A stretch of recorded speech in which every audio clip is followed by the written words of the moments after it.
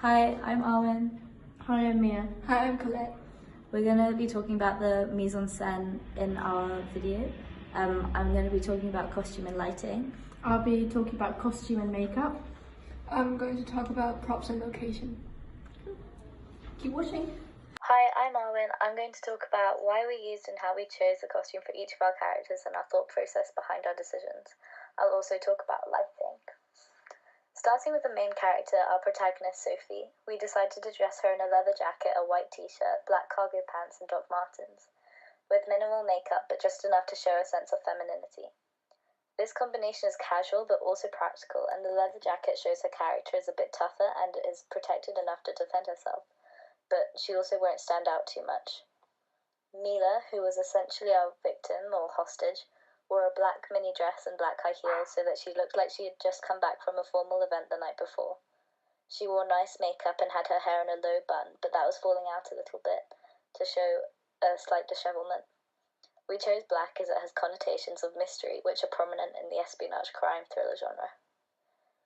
The task force were dressed in black trackies or jeans, a black sweater, a navy balaclava or snood sort of mask, black beanies, black trainers, and the military vests.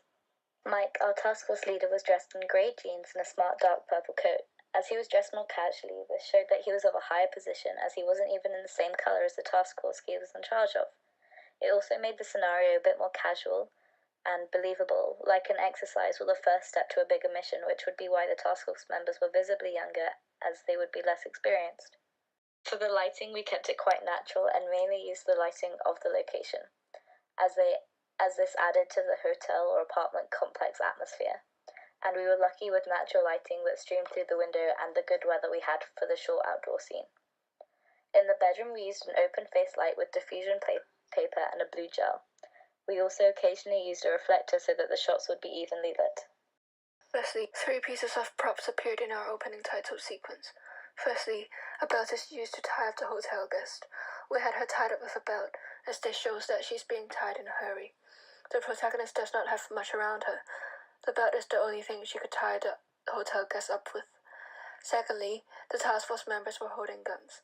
This made them look more intimidating and professional. Finally, the commander was holding a phone when he gave out instructions to the task force members. This makes the scene seem realistic to the viewer, as if he has received an order from the organization. Regarding location, we filmed in a bedroom in an off-campus boarding house. We chose to film there as it looks like a hotel room. It also gives the viewer a sense of privacy and isolation. We shot the scenes of the task force members approaching the bedroom in several hallways. This shows the journey they are taking, and by cutting between the shots of them approaching and the shots of the bedroom, it increases tension.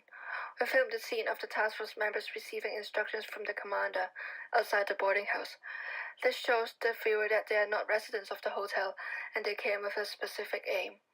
In our opening title sequence, both our female characters are wearing makeup. Our protagonist is wearing eyeliner. This shows her edgy attitude and possibly confidence, but also her feminine side.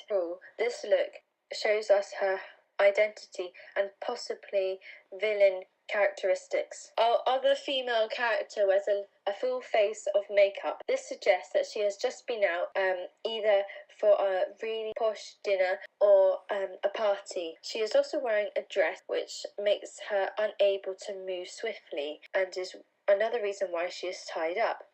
This is possibly a very stereotypical view, but it shows the audience a clear difference between our main protagonist and her hotel guest. This female character is also German, which gives another element to our opening title sequence and can imply that she could be undercover for the task force team. Throughout the shooting process, we kept the 180-degree rule in mind. The protagonist is always on the left, while the hotel guest is on the right. We positioned the protagonist on the desk and the hotel guest sitting on a chair. The difference in levels of actors show their status and that the protagonist has power over the hotel guest and is in charge of the situation. The task force members look tall from the camera from the low angles, and they also wear a uniform to give the viewer a sense of how professional and organised they are.